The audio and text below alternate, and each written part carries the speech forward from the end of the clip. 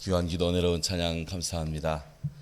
우리 다시 할렐루야 찬양대가 밑에서 하다가 다시 제 자리에 서니 얼마나 감사한지 마음에 기쁨이 눈물이 막 나네. 어거스틴이 아름다움이 뭐냐?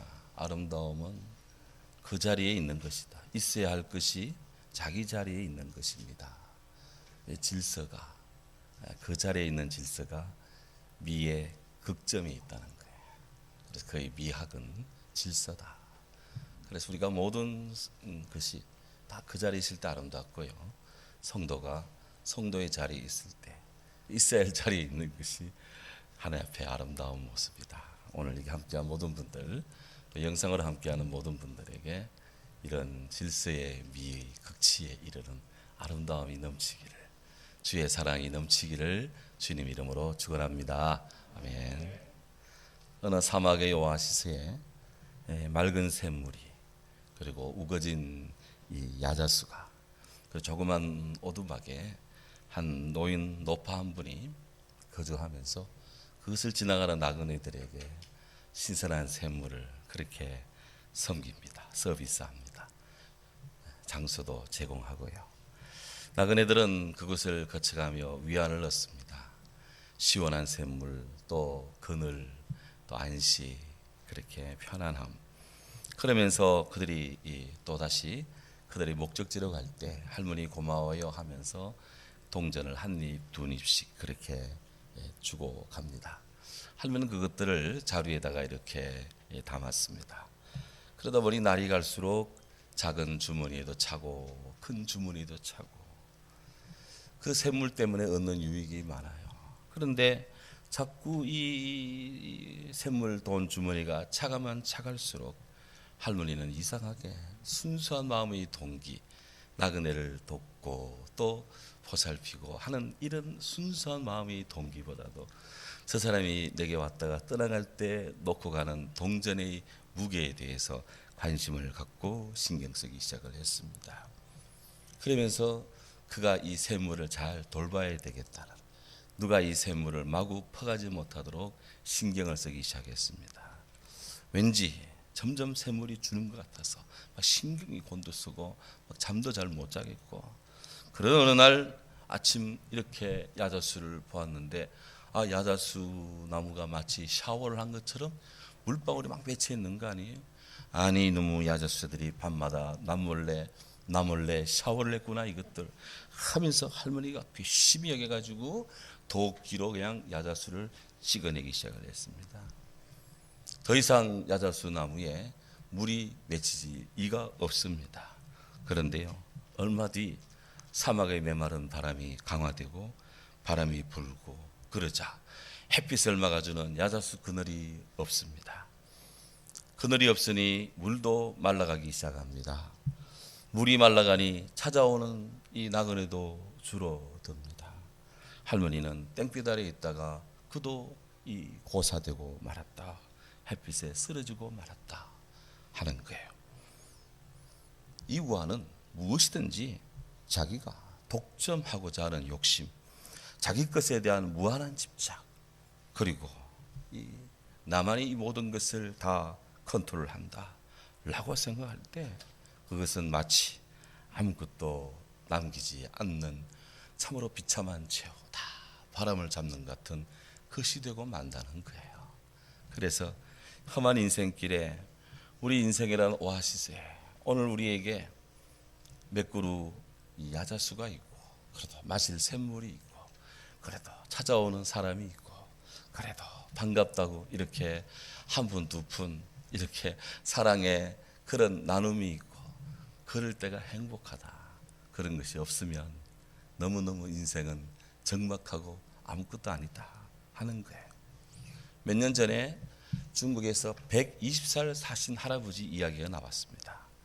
연세가 120살 드셨는데 여전히 40kg짜리 이 무게를 쥐고 갔더니 다니신다는 것이 해외 토픽으로 한번 나왔습니다. 그 어른에게 장수비결이 뭐냐고 이렇게 여쭈었대요. 그랬더니 이 어른이 하시는 말씀이 사람에게는 주색, 제기, 음주, 호색, 탐욕, 노여움 담벼락이라고 하는 담장이 있는데 이 4개의 담벼락에 모든 사람들이 그 담벼락 안에 숨기 바쁘다.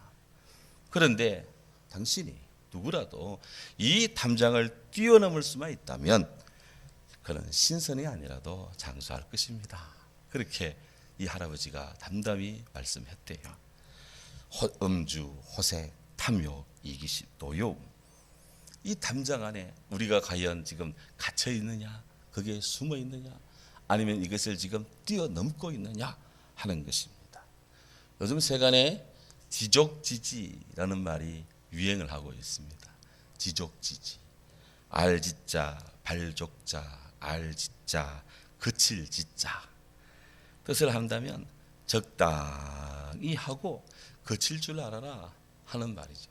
우리가 그러면 안 돼, 지지지지지지 할 때 그게 지족지지. 줄여서 지지지지지 하는 것입니다. 분에 넘치게 하지 마라.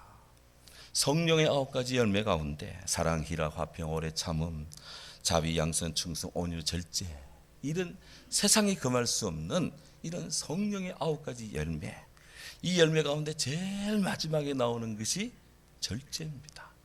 이 절제 열매가 거기에 있지 않으면, 맺지 않으면 우리 인생에 온전한 성령의 열매를 맺었다고 할 수가 없다는 것이죠.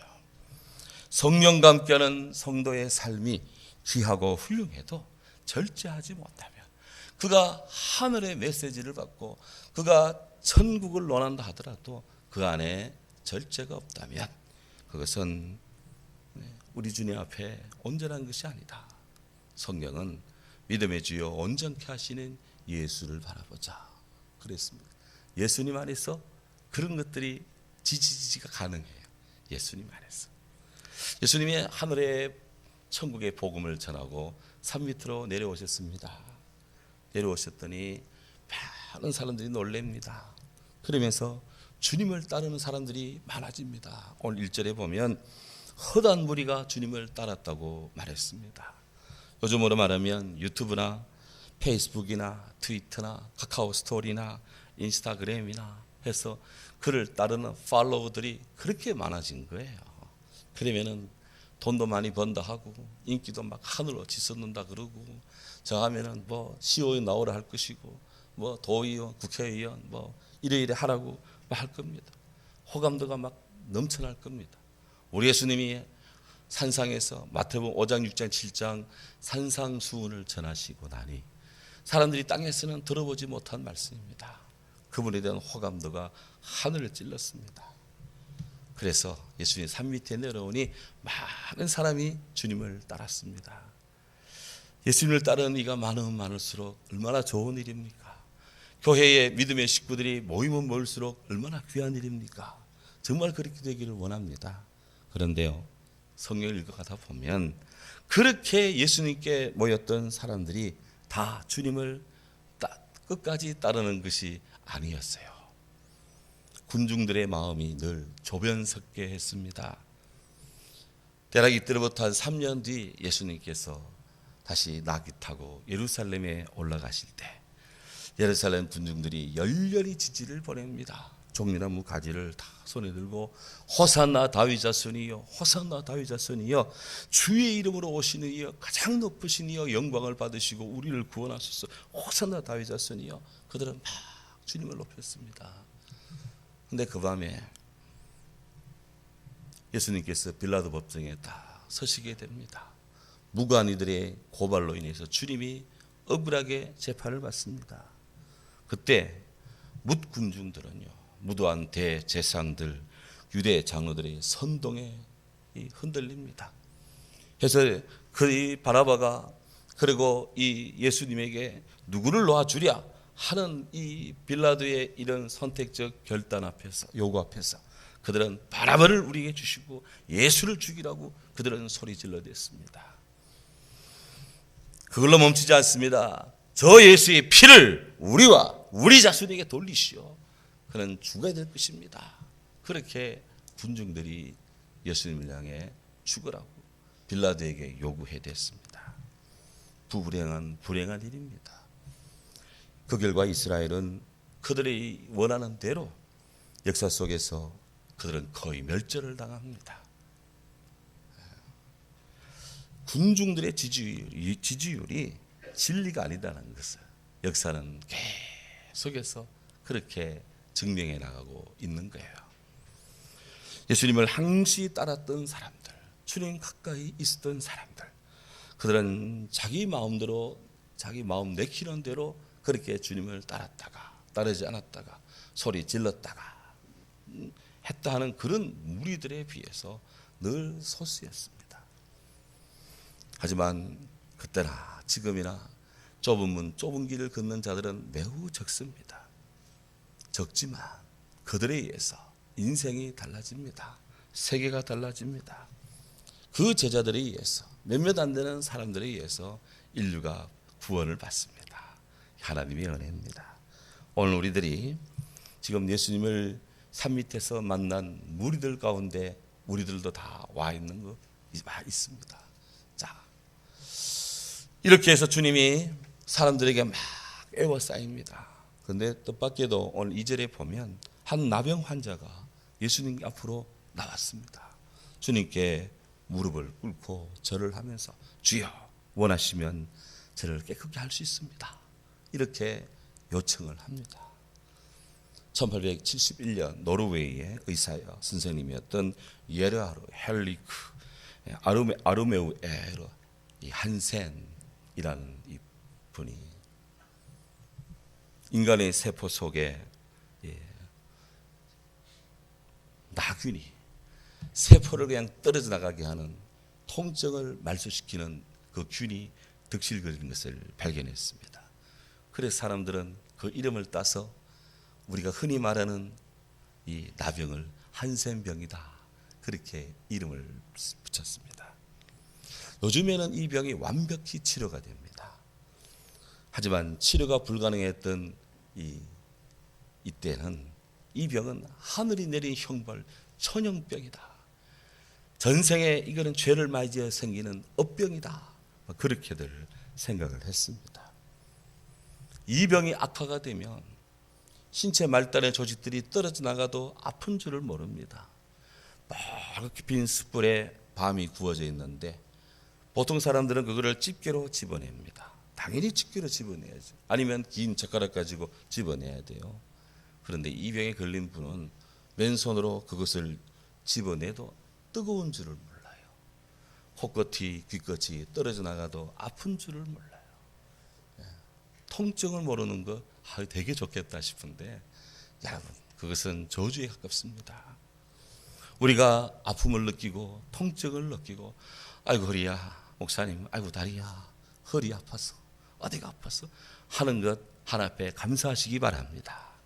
통증이 있다는 건요 살아있다는 거예요. 살아있네 그 말이 정말 아픔 속에서 느껴지는 거야. 그게 유대인 사회에서의 나병은 일반 사회도 마찬가지. 하나님의 노용을 받아서 이런 병에 걸린다고 그렇게 사람들이 생각을 했습니다. 해서 나병 환자는요 일반인들과는 격리되어 있습니다.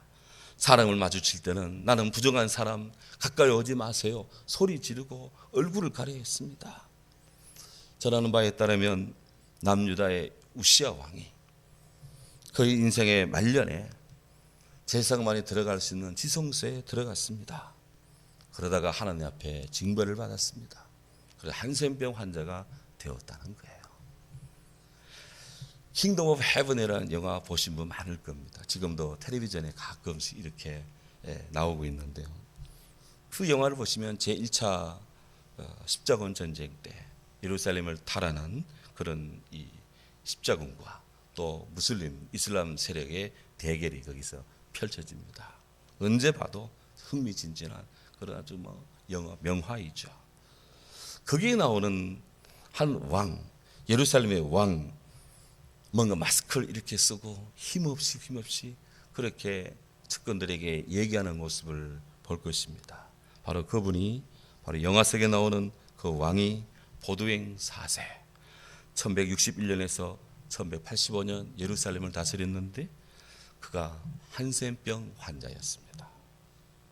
역사 속에 그런 영화가 있어요. 이런 실화가 있습니다. 이 병은 신분을 가리지 않습니다. 나만 장군도요 이 병에 걸렸어요. 신분을 가리지 않습니다. 이 병에는 빈부귀천을 가리지 않고 침투합니다. 자기도 모르고 3년, 자기만 알고 3년, 남도 알고 3년, 그렇게 인생을 살다가 종치는 것이 이 병입니다. 감사하게도 오늘날에는 이 병에 대한 원인균이 발견되고 백신 치료제가 다 나와 있기 때문에 문제가 안 됩니다. 그렇지만 오늘 우리는 이 병을 진지하게 생각해야 됩니다. 왜? 오늘 우리들은 영적인 나병에 걸릴 수가 있기 때문에 그래요. 영적인 나병. 오늘 이 시대를 보며 늘 마음에 조아리면서 조마조마하며 기묘하게 죽게 드리는 기도 제목.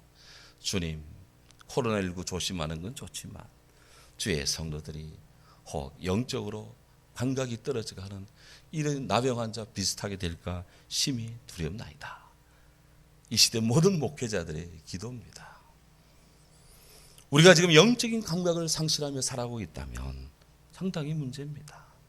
기도가 드물어지고 헌신이 힘들어지고 주님과의 친밀함이 소원해지고 충성된 마음이 약화되고 영적인 헌신이 이 영적인 삶의 중요성을 망각하고 내 우선순위를 따지고 주의 일은 뒤로 가고 이런저런 코로나 일을 대면서 주님과 나 사이에 이런 밀접도가 떨어져 간다면 우리는 지금 영적인 나병 환자처럼 되어가고 있다. 그것을 크게 문제시하지 않는 것, 문제를 느끼지 않고 있다면 더더욱 지금 심각한 상태로 우리는 접근하고 있다. 그렇게 염려가 됩니다. 그런데요, 오늘 보면 2절에 보면 저는 치명적이 걸린 이 나병 환자가 예수께로 나왔습니다. 나와서 주님께 엎드려 절을 하면서 주님 원하시면 Lord, if you are willing, 당신이 원하신다면 저를 깨끗게 할 수 있나이다. You can make me clean. 저를 정하게 할 수 있습니다. 라고 이야기했다는 거 아니에요? 라고 간청했습니다. 라고 지금 하나님 앞에 낫기를 구하고 있습니다. 나병 환자는 주님의 뜻을 물으면서 원하시면, 우리말로는 원하시면 이라고 되어 있는데 직역을 한다면 주님의 뜻이라면, 주님께서 뜻하신다면 저를 깨끗하게 할 수 있네요 하며 하나님의 뜻을 구하고 있습니다. 시편 92편 5절에 여호와여 주의 행사가 어찌 그리 아름다운지요 주의 생각이 심히 깊으시나이다. 우리말로는 주의 생각이 심히 깊으시나이다 라고 되어 있는데 주의 뜻이 심히 깊으시나이다. 하나님의 뜻이 깊고 깊습니다. 이렇게 번역되는 겁니다. 하나님의 뜻. 성도가 살아가면서 제일 신경 쓰고 관심을 가져야 되는 것이 늘 모든 순간 모든 때 여기에 있는 하나님의 뜻을 묻는 거예요. 하나님의 뜻. 요한 웨슬리라는 이 감리교와 우리 성결교회의 신학적 사부가 되는 요한 웨슬리. 그가 깊은 영향을 받은 윌리엄 로라고 하는 그 선생님이 있습니다. 그 영적 지도자인데요. 웨슬리는 윌리엄 로의 경건한 삶을 위한 부르심이라는 책을 읽고 그 자신이 통탄을 합니다. 내 자신이 반쪽만 그리스도인이 되어 있다는 것을 그는 깨닫습니다. 내 삶의 반만이 그리스도인이고 반은 아직 넌 크리스찬이구나. 그래서 그는 회개합니다. 그런 내적인 회개가 정말 세계적인 그런 복음의 용사를 낳았습니다. 그래서 웨슬리는 그리스도인의 완전이라는 책을 쓰면서 하나님께 바쳐진 자 되기를, 나의 영혼과 몸과 소유 전체를 그에게 바치기를 그는 결심합니다. 마치 사도 바울이 내가 하나님 앞에 드려지는 제물에 관제처럼 부어지도라. 이 관제라는 것은 우리 성도님들이 불고기 같은 거 할 때 뭐 이렇게 사람의 기호에 따라서 어떤 분은 포도주 붓는 분, 어떤 분은 뭐 소주 붓는 분도 있고 고기 물렁물렁 해지라고 그렇게 부으면 그게 싹 고기 속으로 스며 들어가고 눈에 안 보이죠. 물론 내적인 변화는 일어납니다. 바로 그렇게 부어서 뭔가를 부드럽게 만드는 것이 관제입니다. 하나님 앞에 내 삶이 관제처럼 부어지기를 원합니다. 바울은 그렇게 기도했거든요. 웨슬리도 하나님 앞에서 내 삶이 반만이 살아있고 반만은 죽은 인생이다. 하나님 앞에 회개하고 날마다 거룩한 홀리 클럽 신성 구락부에 있다면서 자랑했던 건데 하나님 앞에 반만의 헌신, 영적으로 굳어 있음에 회개하며 그가 이렇게 전적인 헌신을 결심합니다. 이 웨슬리에게 영적인 이런 울림을 준 이 윌리엄 로, 그분이 하나님의 뜻에 대해서 이런 묵상을 했습니다. 하나님은 피조물에게 재앙을 주기를 원하지 않으신다. 하나님은 거룩하신 하나님 안에는 분노가 한 점의 분노도 없고 앞으로도 그럴 것이다. 만약 하나님이 분노한 적이 있다면 이 세상은 온통 분노로 가득 찰 것이다. 하나님 분노가 타오르면 하나님 안에는 모든 것은 무한하기에 그걸 불길은 영원히 지속될 것이다. 그렇다면 하나님이 늘 우리를 향해 분내시고 화내신다면 이 땅에 살아남을 자는 한 사람도 없다는 거예요. 그럼 우리가 이렇게 살아있는 것은 하나님이 분내지 않는다는 것이지. 죄에 대해 징책은 하지만 분노하지 않으신다. 하나님은 분노로 우주를 창조하지 않으셨고 마찬가지로 그 중 어떤 것도 분노로 멸하지 않는다. 하나님 모든 좋은 것에 한없는 심연이다. 깊은 우물이다. 깊은 우물에서 좋은 것이 끊임없이 생산되고 지금 이렇게 분출되게 하시는 분이다. 하나님의 축복이 아는 것은 그 자체가 모순이다.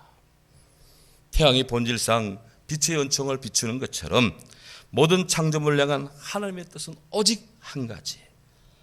그분의 뜻은 오직 온전하심, 선하심, 그것을 받을 수 있는 모든 것 위에 한없이 부어주시는 하나님의 사랑이시다. 등등 이렇게 하나님 마음을 전하고 있습니다. 사도 바울은 디모데에게 하나님은 세상의 모든 사람들이 하나님을 알고 구원받기를 원하신다고 말씀하고 있습니다. 우리 하나님은 저와 여러분들이 다 구원받기를 원하십니다. 할렐루야. 아직 예수 모르는 사람도 구원받기를 원하시는 분입니다. 이미 나병에 걸린 사람도 구원받기를 원하시는 거예요. 이 나병 환자는 이걸 아는 거예요. 그래서 주님 주의 뜻이면 제가 나을 수 있습니다. 주님의 뜻을 구하는 겁니다. 너희는 먼저 그의 나라와 의를 구하라. 그럼 이 모든 걸 너에게 더하시리라. 예수님 말씀하셨잖아요. 우리 가운데 인생의 이런저런 일로 인해서 마음이 녹아내린 자 있습니까? 우리 가운데 인생의 주요 마디마디에 감각이 없을 정도로 고통이 심하지 않습니까? 우리 가운데 세상의 이런저런 방법 다 동원하고 힘을 다하여 다 쏟았지만 여전히 사람의 이목이 두렵고 그리고 이거 지적이 피곤하고 그렇게 너버스한 그런 분은 계시지 않습니까? 해서 지금 다 지쳐있고 탈진 상태에 있지 않습니까? 늘 피해야 되고 늘 가까이 하지 마세요 해야 되고 늘 나는 문제가 있어요라고 이야기하고 그렇게 했던 나병 환자 같은 그런 모습은 아닙니까? 그렇다면 우리 모두 믿음의 용기를 가지고 예수님께로 나온 이 나병 환자처럼 우리도 예수께로 나와야 될 줄로 믿습니다. 히브리서 13장 21절에 성경이 이렇게 말합니다. 모든 선한 일에 너희를 온전하게 하사 자기 뜻을 행하게 하시고 그 앞에 즐거운 것을 예수 그리스도로 말미암아 우리 속에 이루시기를 원하노라. 아멘. 3절을 보십시오. 그 나병 환자가 주님께 나왔는데 예수님께서 그에게 어떻게 반응하셨습니까? 어떻게 대하시세요? 오늘 성경에 보면 예수님께서 손을 내밀어 그에게 대시며 가라사대 이르시되 내가 원하노니 깨끗함을 받으라. 그렇게 말씀하셨습니다. 주님이 손을 내밀어 그에게 대셨습니다. 나병은 살이 썩기 때문에 냄새가 나요. 악취가 나요. 그래서 사람들이 다 코를 가립니다. 그래서 막 수건 같은 거나 둘둘둘 영화유 같은 거 보면 둘둘둘 감고 하지 않아요? 다 그렇게 커버해도 여전히 그런 것들이 납니다. 허준에도 보면 대풍병 환자가 나오는데 보면 의사 어떤 허준도 깜짝 놀랍니다. 기절합니다. 그만큼 무서운 병입니다. 근데 예수님께서 그런 환자에게 손을 내밀어 터치하십니다. 요즘 너나 할 것 없이 코로나 걸릴까 봐 악수도 못하고 그만 주먹만 치다 보니까 그냥 주먹치기가 그냥 살살 좀 치지 저를 쾅 치고 나가는 분도 있어요. 그냥 그렇게 하면서 주먹이 저렇게 세냐 하면서 그냥 주먹질이나 하고 있는데 우리는 지금 우리 예수님은 손을 탁 뻗어가지고 내가 원하는 이 깨끗함을 받아라 지금 그렇게 말씀하고 있어요. 주님이 터치입니다. 우리 주님은 구하는 자에게 좋은 것 주시는 하나님 아버지십니다. 성경에 보면 예수님이 우리를 터치해 주시는데 7가지 형태로 터치해 주세요. 이를 세븐 터치, 7가지 터치, 손대심이라고 합니다. 첫째는 성령으로 터치해 주십니다. 예수님 세례 받으실 때 하늘에서 성령이 내려옵니다. 비둘기처럼 내려왔습니다. 그리고 소리도 들립니다. 이 내 사랑하는 아들, 내 기뻐하는 자라. 우리도 주님 은혜 아래 있으며 성령의 세례받고 주님의 은총의 날개 아래 날마다 주님이 새벽마다 내려오는 이슬 같은 그런 우로의 축복으로 성령의 터치로 매 순간 매일마다 그렇게 터치해 주시리라 믿습니다. 성령의 터치입니다. 두 번째는 말씀의 터치입니다. 예수님은 당신 자신의 권위, 당신 자신의 어떤 힘으로 마귀와 싸우지 않습니다. 오직 기록된 말씀으로 마귀들을 물리칩니다. 이름하여 말씀 터치입니다. 우리가 은혜를 받고 우리가 믿음으로 살려 하면 여러 가지 세상적 요소들이 도전이 막 들어옵니다. 그런데 무엇으로 이것들을 이겨내야 될까요? 나의 힘으로, 내 생각으로 부족합니다. 무엇으로 이 영적인 도전을 극복해 나가야 됩니까? 바로 하나님의 말씀입니다. 성령의 금, 곧 하나님의 말씀을 가져라. 말씀은 무장입니다. 교회 와서 예배 드리면 새벽 기도든 뭐든 예배라고 하든 모이기만 하면 죽거나 사나 우리는 성경을 펴고 말씀을 대합니다. 요즘 잠언 쓰게 하시는 분들 매일마다 잠언의 말씀에 칼을 대하시고 있을 것입니다. 그 말씀이 때로 내 심장을 찌르기도 할 것이고 내 영혼을 후벼 파내기도 할 것이고 어떨 때는 싹 보듬기도 할 것이고 때로는 칼 등으로 치기도 할 것이고 칼날이 서쳐갈 것입니다. 세상의 칼날에 맞으면 다 죽습니다만은 하나님 말씀의 칼에 맞으면 다 살아납니다. 말씀의 터치입니다. 의사 선생님들의 수술하는 메스와 같은 거예요. 세 번째, 우리 주님이 침묵으로도 터치하십니다. 예수님 기적을 보고 사람들은 흥분합니다. 그리고 막 야단칩니다. 심지어 우리의 왕이 되소서라고 그렇게 막 소리 지릅니다. 그런데 주님은 그들을 다 자기 집으로 가게 하고 당신은 혼자 조용히 기도의 소로 자리로 가서 하늘 앞에 섭니다. 이름하여 침묵 터치입니다. 기적에 대한 강평을 하지 않고 주님은 기도 속에서 하늘 앞에 섭니다. 침묵이 터치. 진정한 기도는 나의 입을 닫고 하나님 말씀에 아멘하며 여는 겁니다. 영적인 침묵은 이렇게 해서 우리에게 좋을 때가 많아요. 네 번째, 예수님은 기도의 터치를 하십니다.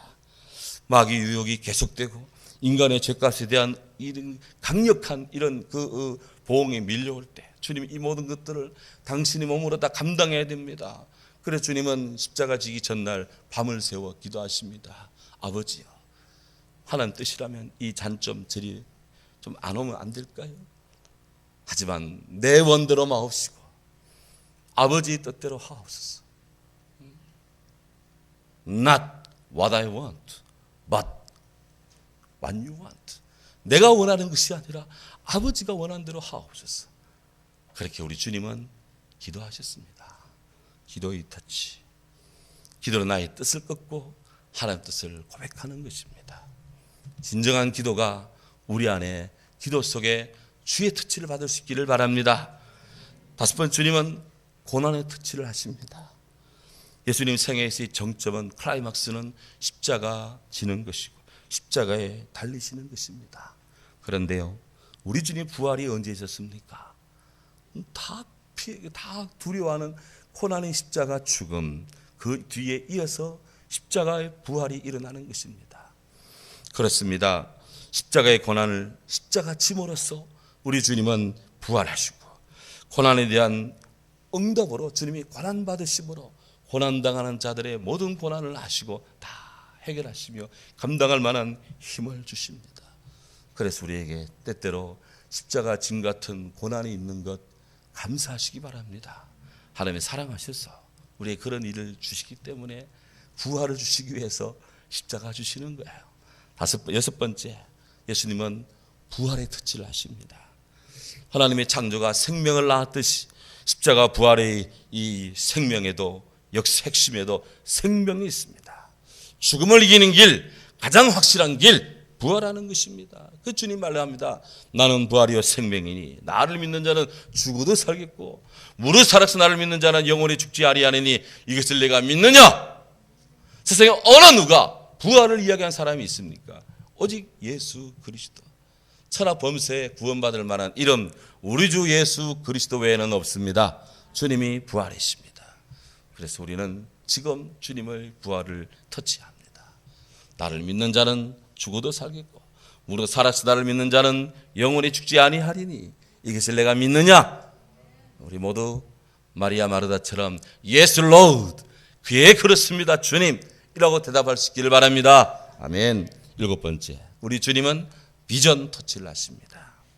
부활하신 예수님 곧바로 승천하지 않고 40일 정도 지상에 이곳저곳 다니면서 제자들을 교육시키고 힘을 내고 격려하고 와서 조반도 먹어라 이렇게 저렇게 말씀하십니다. 그러면서 주님이 그들에게 위임을 하십니다. 아버지께서 나를 보낸 것이 나도 너희를 보내노라. 땅끝까지 이르러 내 증인이 되라. 주님은 지금도 오늘 우리에게 때를 얻든지 못 얻든지 주의 복음을 전하면서 복음을 전함으로 예수 그리스도가 계속 내가 너와 함께하노라 약속의 말씀 속에 있는 길을 지금 주님은 약속하고 터치하고 말씀하고 계십니다. 그런데 우리가 누군가에게 복음을 전할 때 지금 주님이 나와 함께 해주시는 거예요. 복음의 터치가 날마다 우리 삶 속에 현재화되기를 바랍니다. 우리는 다 내 마음들이 길을 걸었던 그런 양 같은 존재들입니다. 하지만 선한 목자이신 예수님은 한 마리 양도 버리지 않고 다 찾으십니다. 나병 환자, 세상 사람들이 다 버린 사람들입니다. 집에도 있지 못하고 다 독리 밖으로 쫓겨나가고 그렇게 남의 눈을 피하며 살아야 되는 버림받은 사람들입니다. 하지만 주님은 이런 분들을 외면하지 않습니다. 당신에게 오는 자, 마주친 자 손을 내밀어서 내가 원하노니 깨끗함을 받아라. 이것이 복음입니다. 사랑하는 여러분, 오늘 우리는 영적 나병 환자는 아니라 할지라도 비슷해 가려고 하는 이 즈음입니다. 주님의 성령께서 날마다 때마다 일마다 우리 심령의 터치, 말씀 속의 성령으로 날마다 우리 가운데 임하시는 이 터치가 현재화되어야 될 줄로 믿습니다. 진정 구원의 오아시스이신 예수님으로 건강하고 온전하고 행복하기를, 다 깨끗해지기를, 주의 백성 되기를 주의 이름으로 축원합니다. 아멘. 기도합니다. 사랑하는 주님 감사합니다.